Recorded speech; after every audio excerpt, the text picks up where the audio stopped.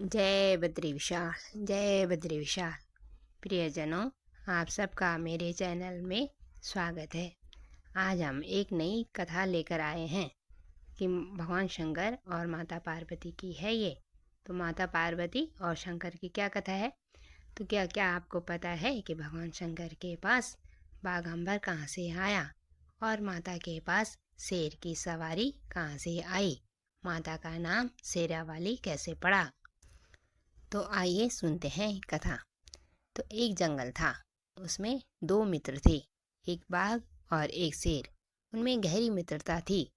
वो जहाँ भी जाते साथ साथ जाते, कहीं घूमना फिरना हो तो साथ साथ जाते, शिकार करना हो तो भी साथ साथ जाते। एक बार उन्हें कहीं से सूचना मिली कि कैलाश पर्वत पर रोज भगवान शंकर माता पार्वती को सत्संग सुनाते हैं। तो उन्होंने सोचा, क्यों ना हम भी इस अवसर का लाभ लें और सत्संग से अपने जीवन का कल्याण करें। तो चले वो सत्संग सुनने के लिए। वो भागे जा रहे थे, भागे जा रहे थे। ना उन्होंने कुछ खाना खाया, ना उन्होंने कोई पानी पिया। बस उन्हें ऐसे लग रहा था कि उन्हें पहुंचने में देर ना हो, इसलिए जल्दी जल्दी से भाग भाग के जा रहे थे कि कहीं भगवान शंकर ये सत्संग सुनाना बंद ना कर दें तब तक, जब तक हम पहुंचते हैं। वो भागे जा रहे थे, भागे जा रहे थे। तभी क्या हुआ कि माता पार्वती की नज़र उन दोनों पर पड़ी। तब माता ने सोचा, अरे ये यहाँ क्यों आ रहे हैं? कहीं ये हम पे हमला ना कर दें, हमें कोई नुकसान ना पहुँचा दें। और माता पार्वती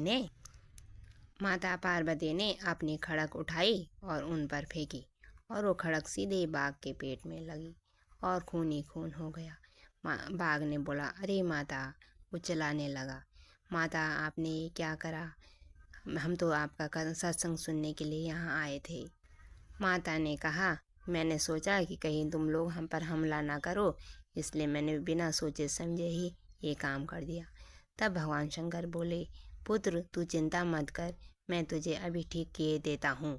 पर भगवान शंकर को उस बाघ ने बोला, प्रभु, मेरा बहुत बड़ा सौभाग्य है कि मैं अपना शरीर आपके धाम में छोड़ूंगा। पर प्रभु, आपसे मेरी यह विनती है कि मेरे इस शरीर की खाल को अपने काम में ले लेना। तब प्रभु ने कहा, ठीक है पुत्र, ऐसा ही होगा। और फिर बाघ ने माता की तरफ देखकर बोला, माता, मेरा ये मित्र है। माता की तरफ देखकर बोला कि माता, मेरा ये मित्र है शेर।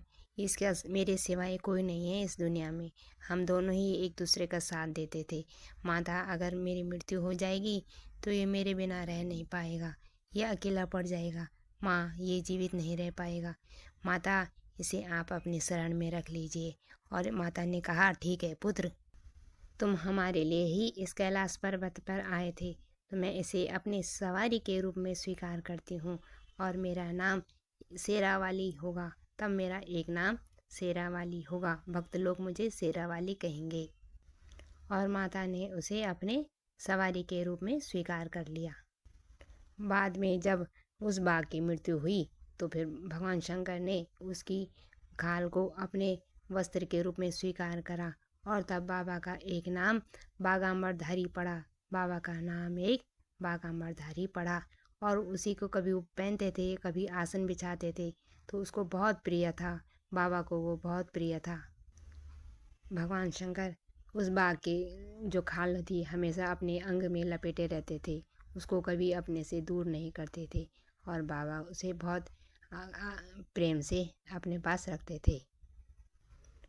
और इस तरह से शेर और बाघ पर माता पार्वती और शंकर जी ने कृपा करी।